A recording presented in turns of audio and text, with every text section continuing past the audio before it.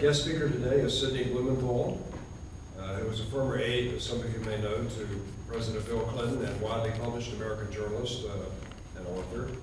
Sidney was born in Chicago. He earned a degree in sociology at Brandeis University and began his career as a journalist in Boston for the New Republic. Over the career of 20 years, he became editor of several departments and wrote several publications, four publications, including the Washington Post, Vanity Fair, and the New Yorker. Sidney served as assistant and senior advisor to Bill Clinton during the period from 1997 to 2001. His roles included advising the president on communication and public policy, as well as researching information for the general media about the White House. After the Clinton presidency service, he wrote a book titled The Clinton Wars, which was published in 2003, and it includes a small biography of Sidney, but focuses on his years in the Clinton White House, and it's very interesting to read. He was recently the Washington bureau chief for Salon.com, which he has written over 1,800 pieces online. That seems like a lot of work. When I saw that 1,800, I thought, wow. Sidney is also a regular contributor to OpenDemocracy.net and contributes to the UK newspaper The Guardian. He lives in Washington, D.C. He's currently a senior fellow for the New York University Center for Law and Security. In 2007, he joined the Hillary Clinton presidential campaign as a senior advisor. He has done some interesting film work. He is the executive producer of the documentary Taxi to the Dark Side, which won the Oscar for Best Documentary in 2007 at the Academy Awards. He was also associate producer for a very interesting film that I like and show in my classes from time to time, the 2002 film Max, starring John Cusack, about the early political rise of Adolf Hitler and the aesthetics of Nazism. Please join me in welcoming Sidney Blumenthal. Thanks, Terry. Well, thank you, Terry. I'll have to get to the aesthetics of Nazism soon. I'm delighted to be here, and especially on this occasion. I am a major fan of literary magazines. I said to Adam, who gave me a copy of your review, that it's, I just opened it and it just smelled great. It did not smell like a Kindle. And it just, there's something tactile about literary quality. So I'm delighted to be able to speak here for the Northern Virginia Review. I had to reread my book, The Clinton Wars, so I could remember my life. I feel, Terry asked me to speak about my writing life, and I feel a little bit like Huckleberry Finn, who, if you remember, got to sit in the back row while his funeral was being conducted and listen to the eulogies. In this case, I get to deliver the eulogy for myself. You can decide if this story is a little bit like Zelig, where someone just pops into all kinds of unlikely scenes with famous people, or Forrest Gump. We'll see. I met first. I want to say I'll start at the present. I met Terry through our work on Lincoln and John Wilkes Booth. Terry, as you know, is writing what will be the definitive biography of John Wilkes Booth, and I came to him as the authority. I have been writing a book about Lincoln and the whole sweep of his career as a politician. He was a professional politician. And I am bringing to bear the elements of my own understanding of how things work that I've gained from a long career. I'm able, I think, now to do the kind of research that can be done because of my journalism. I'm able to understand Washington because I've unfortunately been around too long. And I think I understand the presidency, having worked intimately with the president.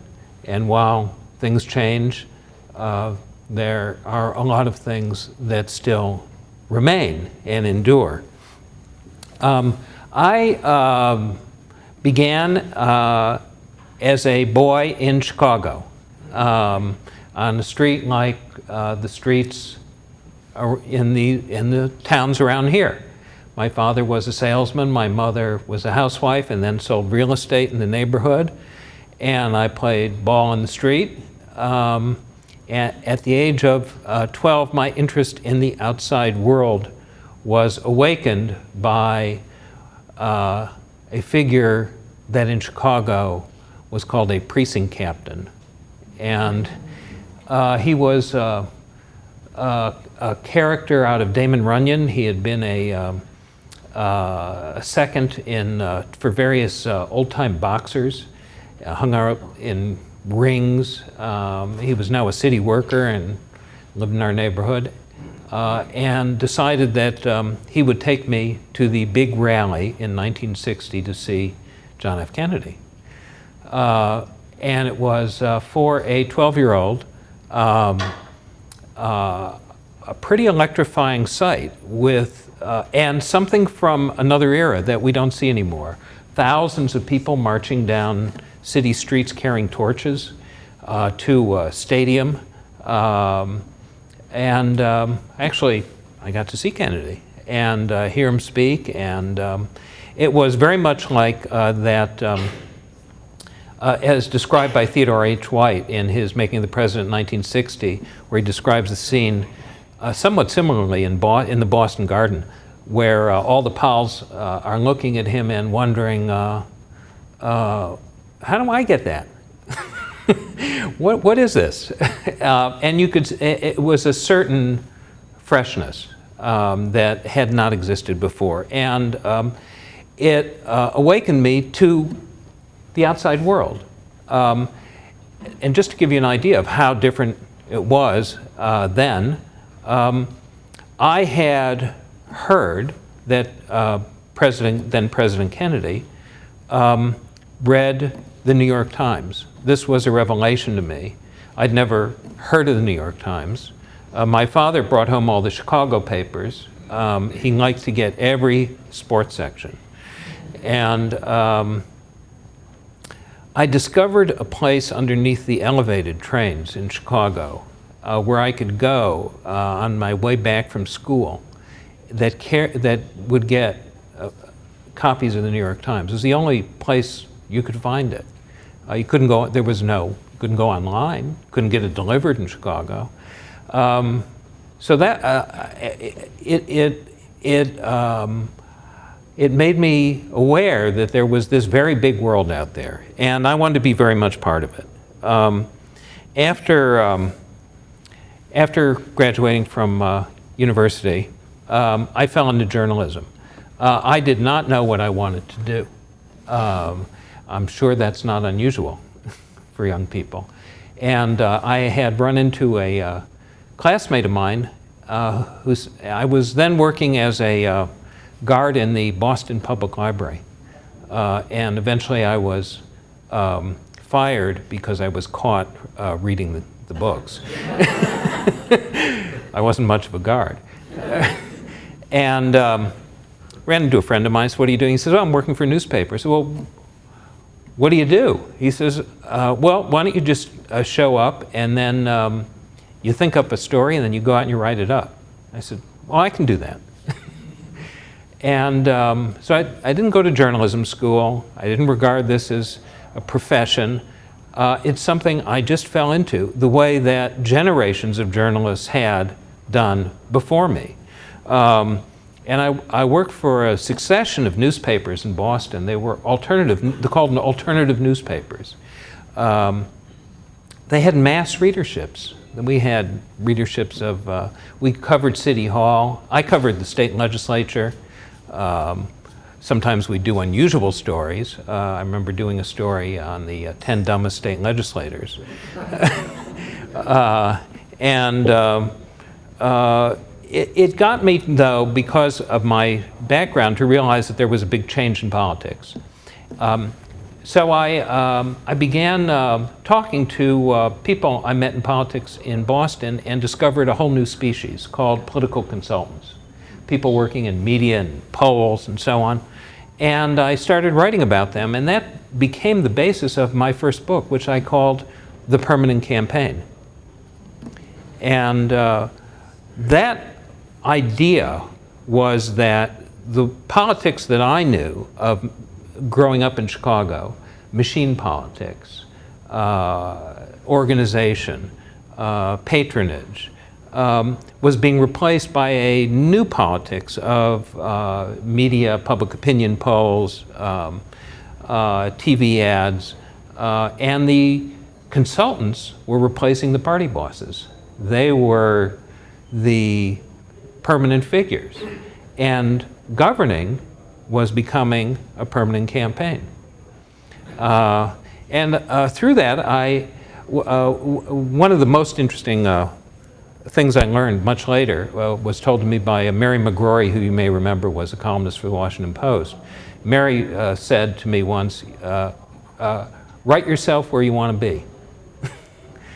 So you just assign yourself and write about it, and you'll be there. And that's a good deal of what I have done. And what I did then, through that first book, introduced myself to President Carter's people. I was a kid, but I put myself in that situation and wrote about it and published, and I learned a lot. As a result of that book, I got hired at, out of the blue, as my wife says, at the New Republic, which was the flagship magazine of American liberalism. Had a divided personality for decades on that score. I was also hired by the NBC Today Show, and suddenly found myself holding forth on national TV about the 1984 election and covering it, and that led me to the Democratic Convention in San Francisco, where I walked in to a room and was accosted by an elderly woman who had followed my writing in the New Republic and wanted to have a conversation with me. This was Katharine Graham, the publisher of the Washington Post. I sat down, we had a long conversation about what was going on politically and what was going on at the convention, and Mario Cuomo's keynote speech and what we thought of that. She was not at all like people may have imagined. She was not an imperious aristocratic figure. She was behind her exterior, interested in the world, eager for new experiences, somewhat insecure. She had been something of an ugly duckling, and had a journalist's heart. So she asked me if I wanted to work at the Washington Post. And I thought that might be a good idea. It sounded interesting. So I was brought to the Post by Mrs. Graham and met Ben Bradley, who is exactly who you think he is. A real buccaneer. And I remember when I first came to the Post, Bradley said, he was still editor, said, you gotta go see Clark Clifford. Clifford was the former Secretary of Defense and a super lawyer and just a major character in Washington. And I said, all right. So he fixed it up, and I that was, part of my initiation was to go into Clifford's office overlooking the White House where the shades are drawn. You don't know if it's night or day. He sits there and holds forth, denigrates everyone in office. You leave. I came back. Bradley says, "So how was it?" I said, "It's great." He says, "Did he wear the triple-breasted suit? Did he do this?" So that was the Post was still the Post under Bradley, and I was now writing my second book, which was about conservatives and the rise of conservatives as opinion makers and policy makers and their infrastructure. It's called The Rise of the Counter-Establishment. Curiously, I found at the Post almost nobody was interested in conservatives, although it was Reagan's second term. So I assigned myself to cover conservatives and did a very long series about it, and then fell down a rabbit hole which became the Iran-Contra Scandal, which nearly brought Reagan down. And I was part of an investigative team that identified Ollie North, who was then a secret member of the National Security Council, engaged in all kinds of illegal activities. And the head of the CIA marched into the newsroom. I'm having a senior moment, I forget his last name, Bill. And anyway, he marched in, walked into Bradley's office, and asked that he suppress the article. So the article appeared the next day. And I soon got interested in 1988 in running a faux political campaign. Through the Today Show, I had met Jane Pauley, who was the host, one of the hosts, and her husband, Gary Trudeau, who's still making trouble at doing Doonesbury. And Gary and I sat around and we decided that we had to run our own candidate. And so we created a fictional candidate named Jack Tanner. And we sold HBO on this series called Tanner 88 and got Robert Altman to direct it. And the series was based on the idea that we would have this senator desperate to run for president, but having no idea why he was doing so. And getting himself into deeper and deeper trouble in every episode.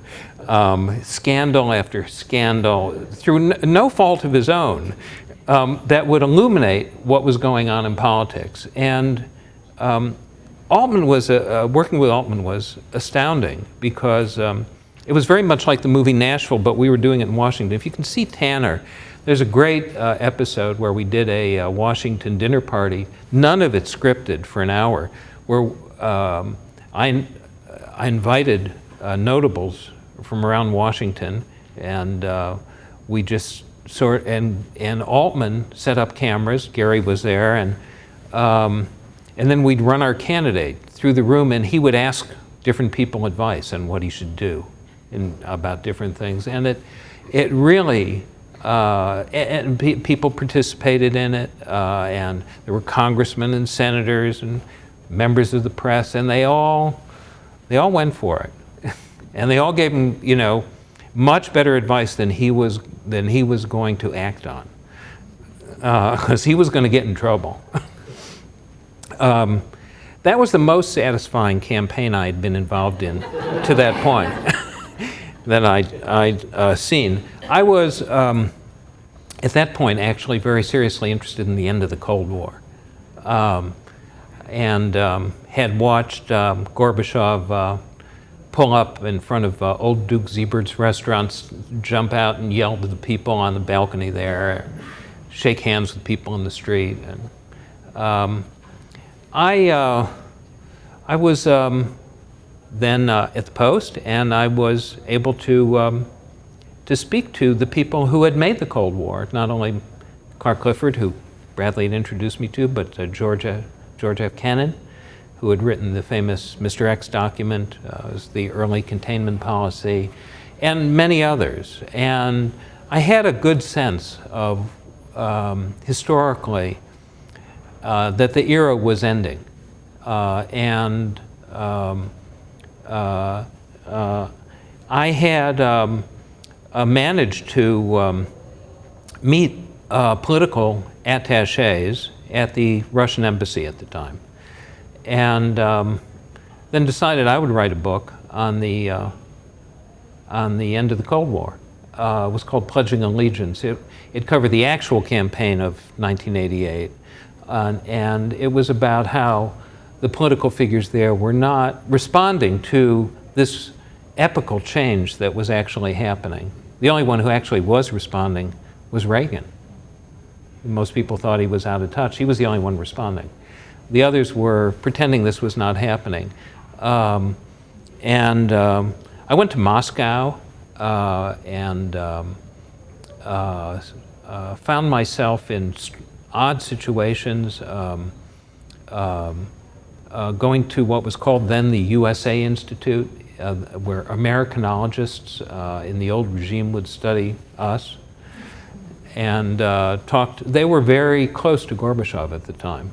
This was the early time of perestroika, and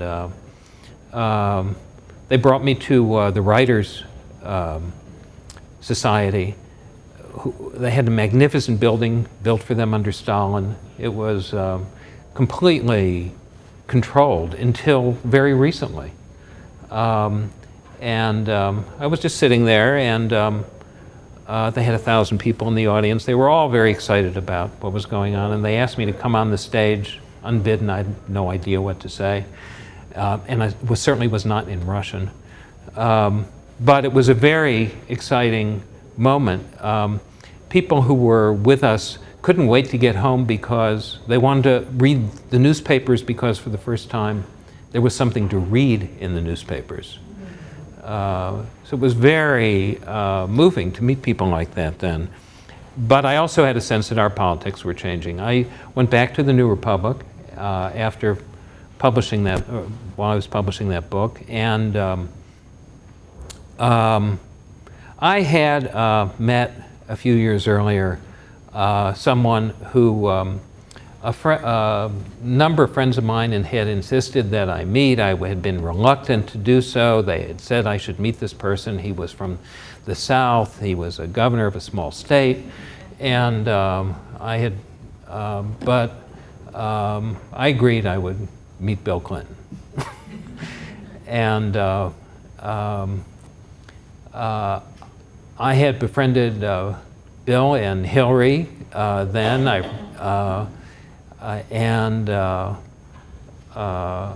I covered their campaign for the New Republic and had a good sense of it. And he's elected, as you know, and I was hired to work at the New Yorker. Completely different experience. I had known Tina Brown, the editor of the New Yorker, who had come from England. A young woman with a theatrical background. Her father had been a theatrical agent, who had been the editor of Tatler magazine in London, and editor of Vanity Fair. I actually also worked at Vanity Fair with her, and she brought me into the New Yorker. She was modernizing what was the great literary magazine of America, in my view, and still is. It was, Tina was a roller coaster ride, and she always is. And I covered the early tumultuous Clinton administration and decided that it could not be covered journalistically. So I decided I would write a play, a comedy. And it was called This Town. I got the title because people in Washington, when they want to demonstrate their authority in their opinions, they always say, you don't understand how things work in this town. So I called the play This Town. The play is, here's in brief is the play. Bunch of reporters are sitting in the White House press room. This is all before West Wing. They're sitting there. And they're waiting for the press briefing to begin with the press secretary. And no one's getting anywhere. They're all jealous of each other. They want to know who has which speaking agent, who's getting how much money. Nobody has a story. They're desperate for a scandal. Just nothing's happening. The young press secretary comes in. They beat up on him, and finally they latch onto a scandal that they cook up out of thin air involving the White House dog. Which, where did the dog come from? How did the president get who gave him the dog? Who pays for the dog food? What level is the dog? And they managed to develop this into a full-blown scandal, throwing all of Washington into chaos. In a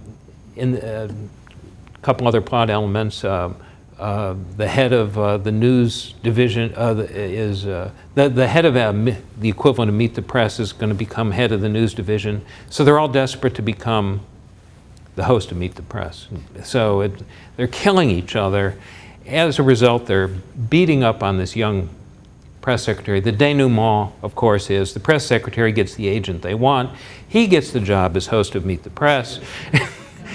But they have humiliated themselves so much that the agent packages them as a new talk show called the Shark Tank.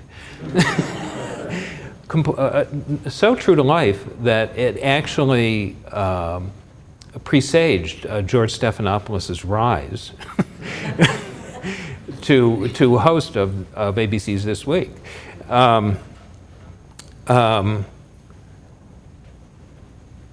And then Clinton asked me if I would come in the White House. I thought, well, there's an offer I can't refuse.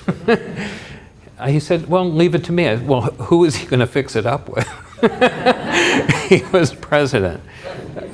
I had been talking to him and to Hillary for years, and had talked out all sorts of ideas with him. One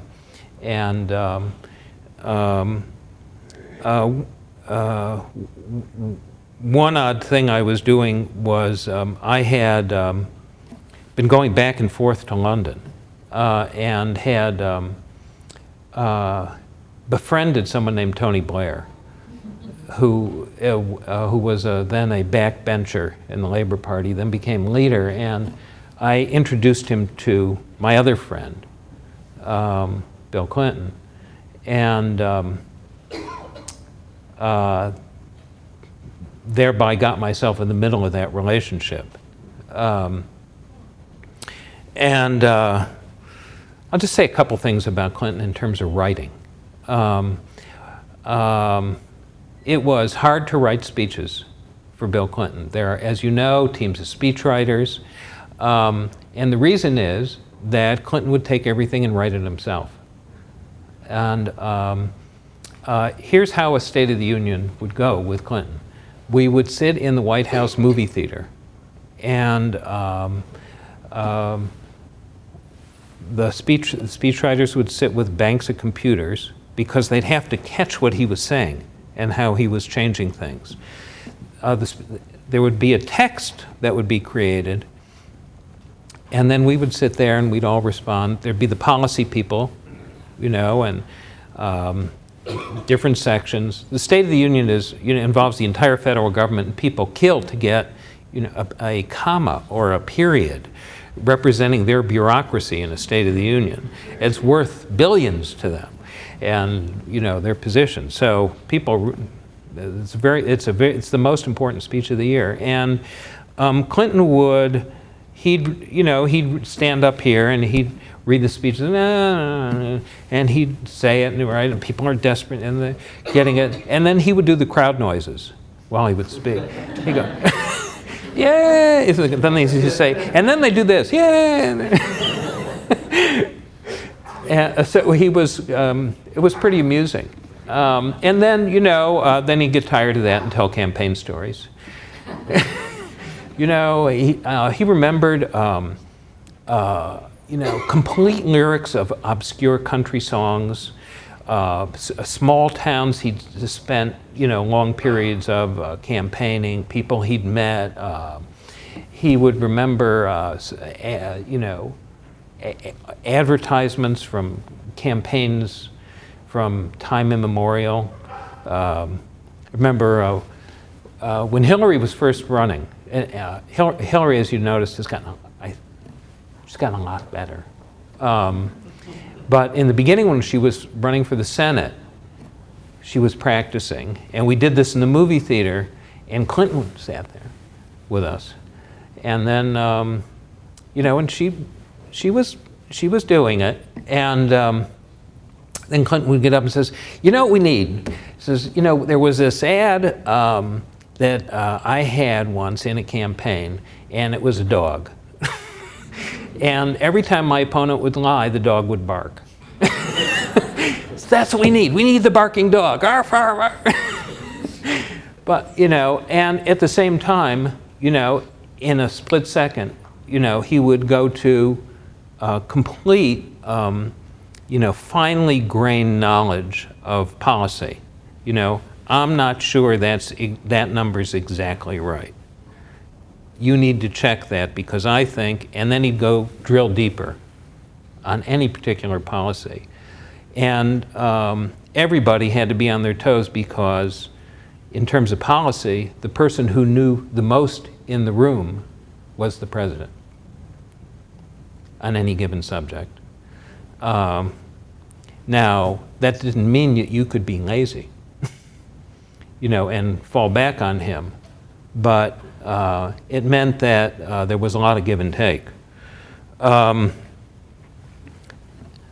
written more than 800-page book about my experiences with Clinton. I still work with President Clinton. I work at the foundation.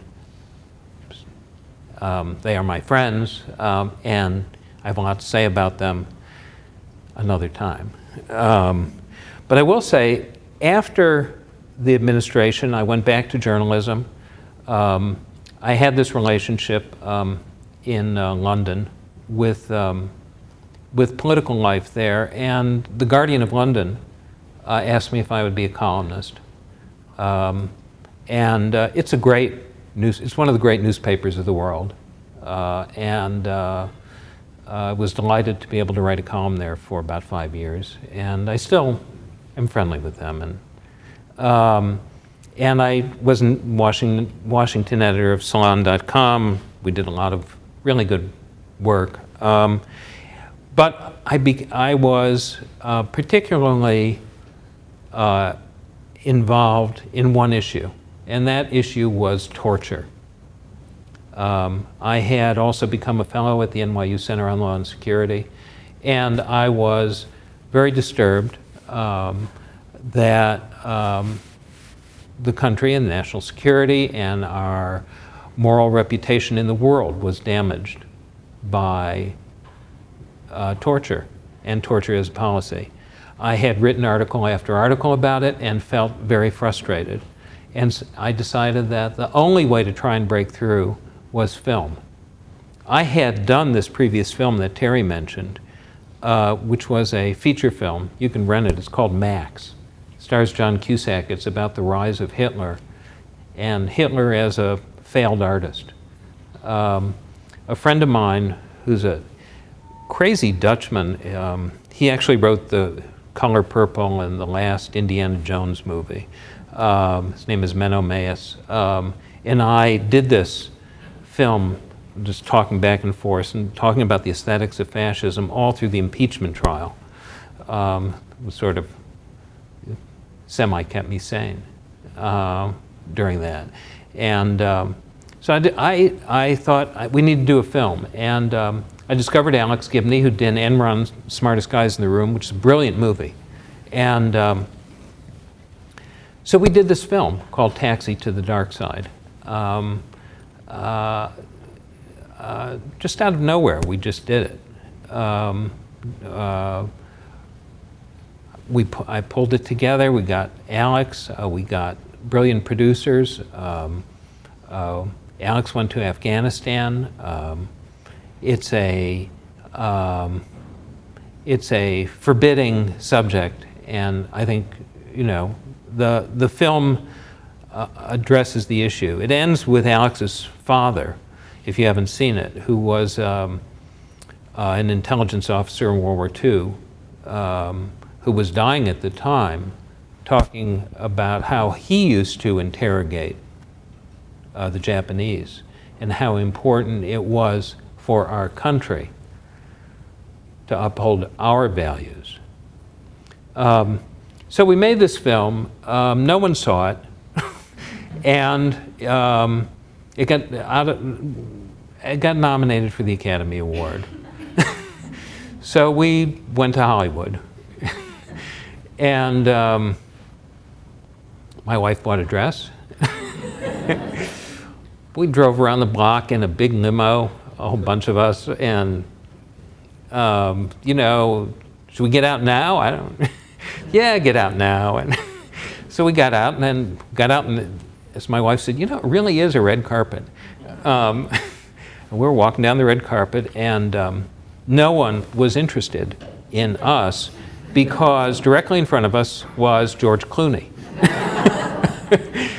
And the paparazzi were on, George. And he cleared the way for us. We're very happy at that.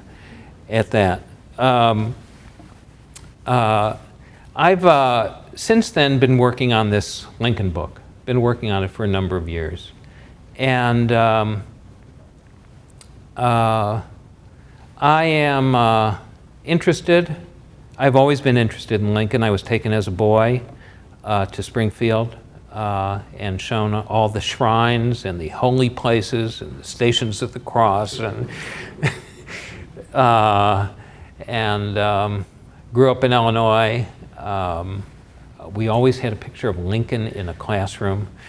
And I've actually always been interested in Lincoln as not an icon, but as a living figure of our democracy, and somebody who rose literally from nothing to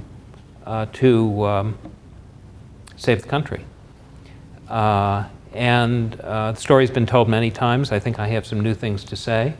I'm grateful to Terry for helping me along this path.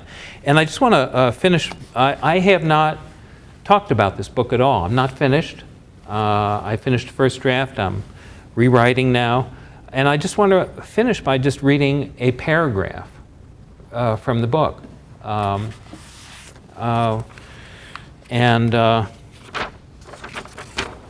This is the beginning of a section after Lincoln comes back from giving the Gettysburg Address,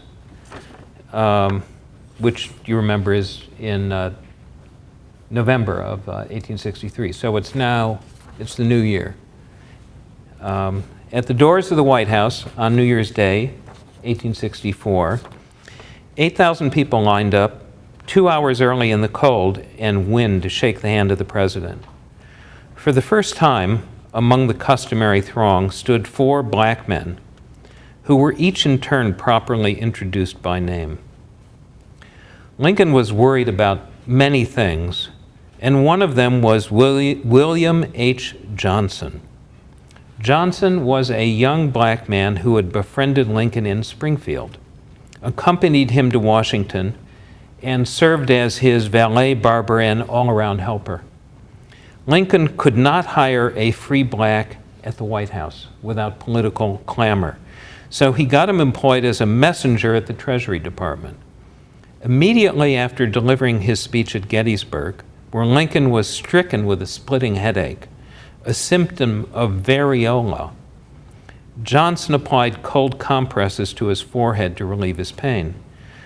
Johnson caught Lincoln's illness, a full-blown case of smallpox, not the mild form that afflicted Lincoln. While Johnson was sick, Lincoln personally collected his salary for him at the Treasury building, counting out the greenbacks to make sure they were all there. Then in January, Johnson died. Lincoln quietly arranged and paid for him to be buried on the grounds of Robert E. Lee's home on the Potomac, overlooking Washington in Arlington, under a tombstone engraved, "William H. Johnson, Citizen."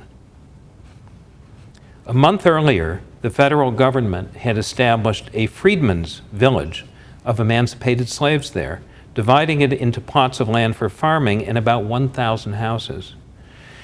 On June 4th, 1864, General Montgomery Meigs, who was then the adjutant general, intending that Lee would never live there again, had appropriated the estate, creating the Arlington National Cemetery. The Freedmen's Village stood until 1883.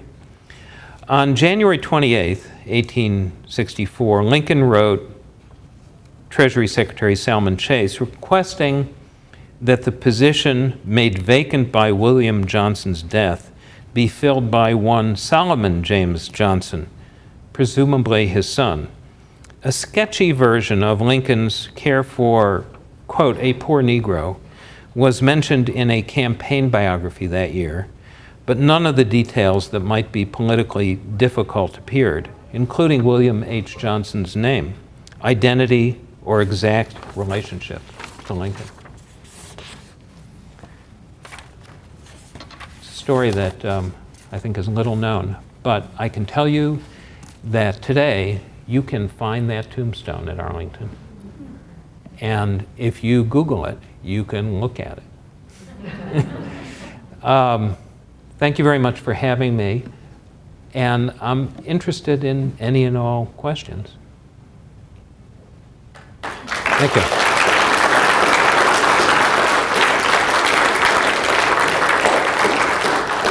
Yes, sir. Based upon your experience in the political communications business, do you believe the discourse now is more bitter, more probably more worse as far as getting along with one another now than it's ever been in your experience? Well, that's a great question. On the one hand, the Gallup poll shows that President Obama is the most polarizing figure in the White House who's been there since the Gallup poll has been taken in measuring that. On the other hand, I've been spending my time in the Civil War.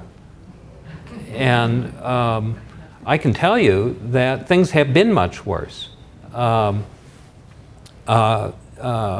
People came to blows even before the Civil War. Partisanship was much harsher, and harsher all through the 19th century, both before and after the Civil War, partly over the same issues. We have not had an incident in the Senate like that where Preston Brooks, the congressman from South Carolina, came in and caned to the floor Senator Charles Sumner of Massachusetts so that he did not recover and returned to the Senate for about 3 years. He was so injured and never really fully recovered. We haven't had that yet. So I think it's ugly. It's a lot of, in my view, President Obama's been subjected to a stream of invective and falsehoods about everything from his birth to his, religion.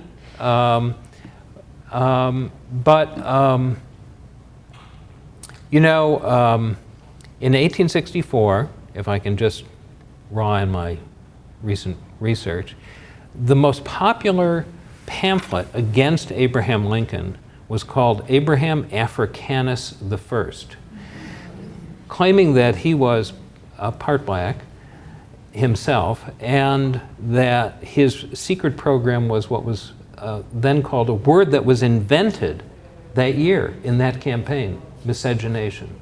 That's what he was for. That's where that word comes from. The race mixing comes from the negative campaign against Abraham Lincoln. So we've seen worse. Maybe it'll get worse. I don't know. Some more questions? Sir? Just a question about Taxi to the Dark Side. Quite by coincidence, on Alex Gibney's uncle, which is Small World Department. Yeah. Why do you think it had so little impact? I thought that film was absolutely devastating in its indictment of our policies and practices, and yet it didn't seem to have a whole lot of impact. Well, I think that there. First, I'll concur with you and say that Alex did a brilliant film, and that I agree. I think, and I hope that it still gets out there because it's still very relevant, and I think people, the broad public needs to see it. I think we ran up against a number of things. One, the subject matter it's not exactly, torture is not a subject people want to pay money to see. So I think that it's a difficult subject. Nonetheless, it's an important one. Two, we ran up against the economics of Hollywood in a peculiar way, where the film company we had that was our distributor went bust and basically stole all the money and didn't really distribute the film. I would say we were one of the lowest grossing box office films ever to win an Academy Award, but look, we won the Academy Award, we won the Emmy, we won Tribeca, we won, half a dozen other film festivals. It's undeniable what the importance and quality of that film, and it was shown on HBO, and I hope some people saw it there. So I'm glad we made it, whatever it took. And if it played a small role, and still plays a role in turning things around, then I'm gratified.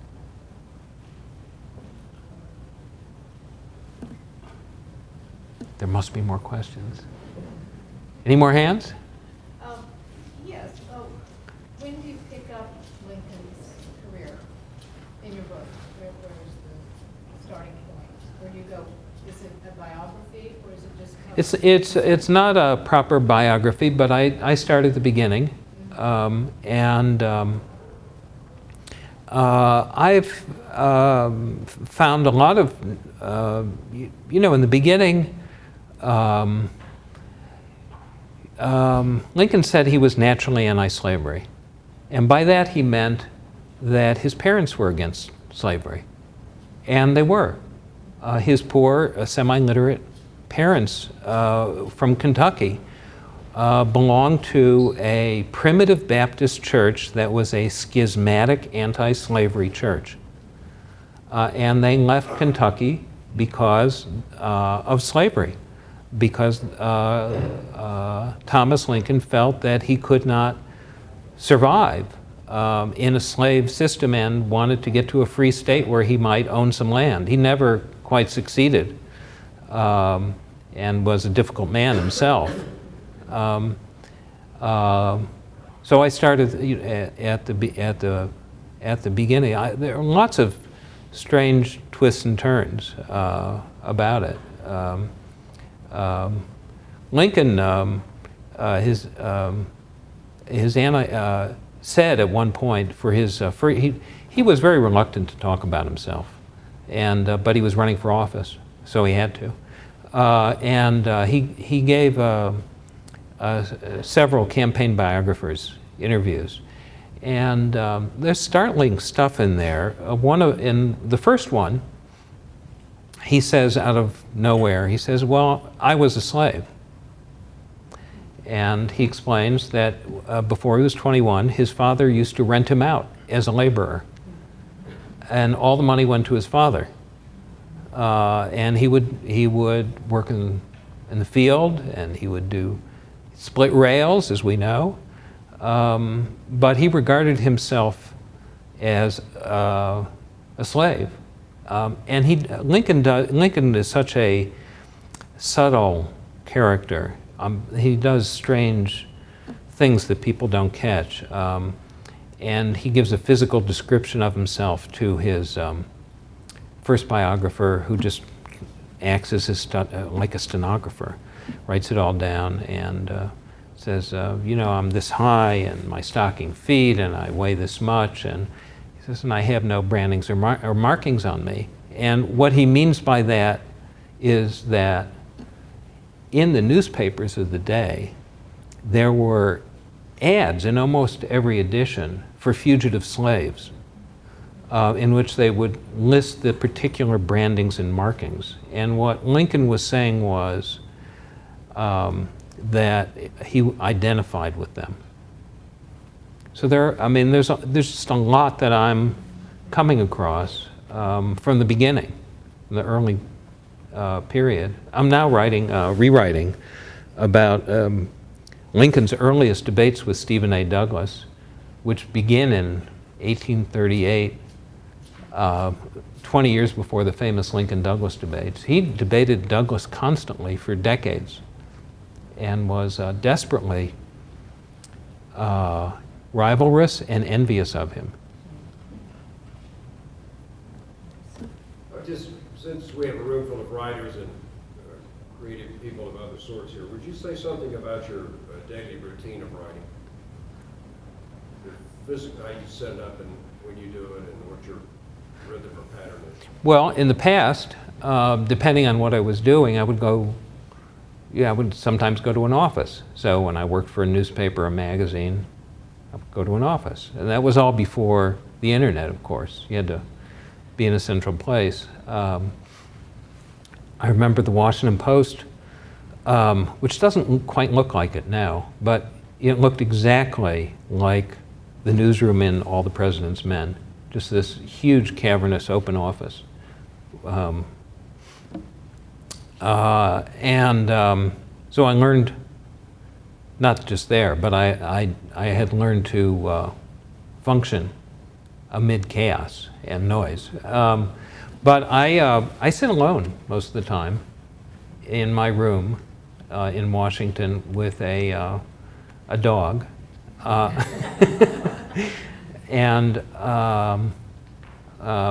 my wife mostly works at home too.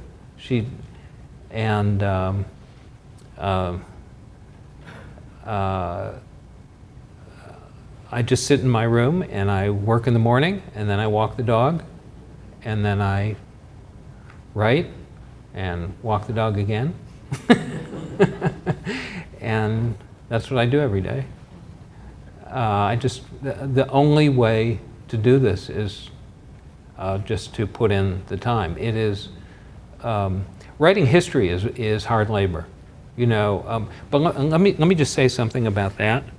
I mean, not only have I discovered new people who can guide me to new archives and new material and provide peer review, like Terry, but the internet has revolutionized doing this kind of work, because Google Books has put entire university libraries online, so that anything that's not copyrighted, for the most part, is available there in the full book.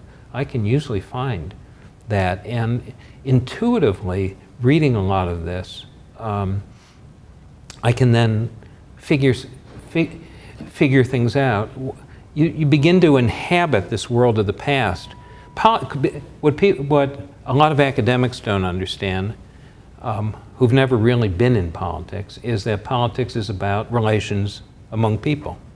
That's what it's fundamentally about. It's about friendship, it's about loyalty, it's about ambition, it's about things like that, very fundamental things. And who knows who, and how do you know them, and who understands human nature?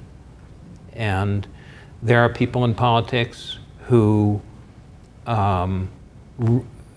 need and like being with people all the time, like the president I worked with. Lincoln could have it either way. He could be alone, but he liked this, you know, he liked to hang out with politicians late at night and all the time. But when you figure out who lived in this world and how did they know each other, who did what to whom, and you can, there's enough material where you can figure it out. Unfortunately, you can't interview anyone. It's very frustrating. I really want to know more about something, and I can't pick up the phone. I can't email them. But I'm able intuitively to figure things out and find other things that would have taken years of physical work to accumulate and to read, and I'm sure took historians of the past long periods of time to discover. And I also think that my journalistic background helps as well. But I find myself sometimes late at night, unaware of, that it's 1 in the morning and I'm reading some obscure memoir of gossip from the 19th century. And it's incredibly entertaining if you know who the characters are. But that's what you need to do. They really come alive. It's like living in a Dickens novel. Did you have any participation with Richard Holbrooke's negotiations to end the Serbian conflict? I knew Holbrooke very well. And especially regarding Milosevic and the Serbians' opinion that they were a victim. I think that's, they claimed that and carried that through the conflict and into the, through the war. And I view them as the aggressor, but they were. Yeah. Holbrooke was brilliant, and brilliant then, and he would. I knew Holbrooke. I met Richard Holbrooke when he was editor of Foreign Policy Quarterly, and actually wrote for him.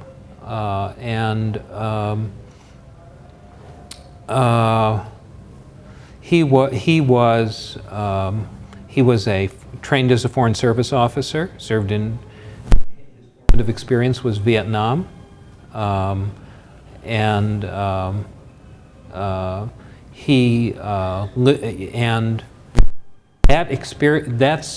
that experience was still informing him about Afghanistan when he died. I think he understood what was going on and was trying to impress that upon people. And I think the stress that he was living with contributed to his early death, which was tragic. But he would break through boundaries, and he was a unique diplomat. I wasn't at Dayton, but I knew Holbrooke through that whole period. Clinton said to me once, when he was naming him ambassador to the United Nations, he said, he's Dennis Rodman, and he's Michael Jordan. He's both. So. Could you comment on how the journalism profession has changed? It seems like there are many fewer analytical pieces, even in the Washington Post. Yeah. What do you advise young people who say they want to become journalists? Yeah. I have 2 sons, both of whom are journalists. Search me how it happened. I didn't recommend it, but I think it's a very tough profession right now to survive in and to make a living in because of the crisis of print and trying to figure out an economics that works. I think that's the fundamental problem. And then I think, as a result of that crisis, then there are other factors which are always impinging. The rise of cable television, Fox News in particular, you know, the tabloidization of sensibility, all of that just makes it really hard, I think, for young journalists. So, and I don't know where you get a perch right now. I mean, today a friend of mine who was a wonderful writer who's, you know, spent a career in journalism, about my age, a little older, you know, is trying to figure out where do I write now? You know, been going back and forth. It's hard to figure it out. You know, in a way, you know, that's why it's important to have even small journals like this journal. So, you know, I think all that's important. It's important for more than, you know, journalism. It's important because it's, you know, it's what our democracy's about. It's what keeps it going, you know, and the more the better. And it's people who sustain this, you know, are really the ones who make it work. So that's my feeling. In the back. Last question, sorry. Different kind of political question for somebody who grew up in Illinois and remembers war politics. Whether you ever crossed paths with or reflected on the work of Saul Alinsky, not unconnected to our current vitriolic political climate. Yeah. Curious. I never met Saul Alinsky, but I remember the industrial areas, you know, organizing, and I met, remember meeting members of a reform caucus of the steel workers who were involved with Alinsky when I was younger. People focus on Obama and Alinsky, but they have forgotten that it was Hillary who wrote her honors thesis at Wellesley about Saul Alinsky. And were she in this position, they'd be trashing her for it. And she came to the conclusion that community organizing was quite limited in what it could accomplish and why it was limited. It's actually a very interesting thesis. I remember it. It was she gave it to me. She was trying to build a relationship with. This is another story. She's trying to build a relationship with Senator Daniel Patrick Moynihan, and who was a senator from New York, and he was chairman of the Finance Committee. This is in the early days where she's trying to pass health care, and Moynihan was being difficult, and he was prickly, and. So Hillary thought, and he, as you recall, he had been a professor at Harvard, and so I carried her honors thesis to Senator Moynihan to see if, and asked him on her behalf whether he would grade it, and he gave her an A. And they talked about it. But I think the whole Alinsky thing is, you know, I mean, it's inflated and distorted. And but I never ran across Alinsky. I knew people who knew him. I was very friendly in Chicago with Studs Terkel, who you may remember as a. You know, the great oral historian of working people, and he knew Alinsky. But I knew Studs quite well. He was sort of the poet laureate of Chicago of his day. No one's quite succeeded to that title in Chicago. Maybe under Mayor Emanuel there will be somebody. Thank you.